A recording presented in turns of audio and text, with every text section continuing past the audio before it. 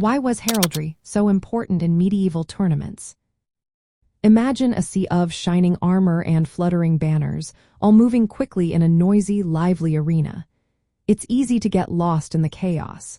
But somehow, each knight still stands out. How? Heraldry played a big role in that.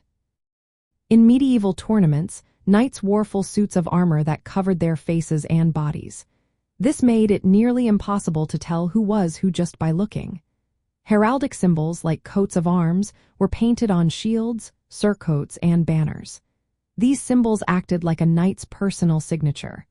They let everyone recognize a knight instantly, even in the heat of battle. Tournaments weren't just about fighting. They were social events where knights showed off their skills, bravery, and noble family ties. Heraldry told the story of a knight's background, rank, and alliances. It was a way to show honor and reputation without words.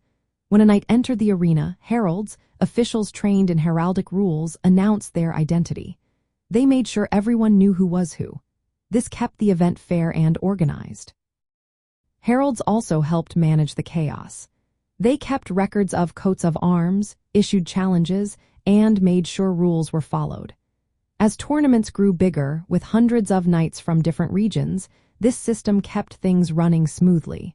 Without heraldry, confusion and disputes over who was who could easily happen. Heraldry actually started in military battles.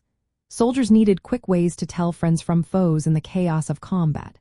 This idea carried into tournaments, which originally trained knights for war. Over time, heraldry became more than just battlefield recognition. It developed into a social language, with strict rules about symbols and colors. It reflected the importance of family lineage and the chivalric ideals of loyalty and honor.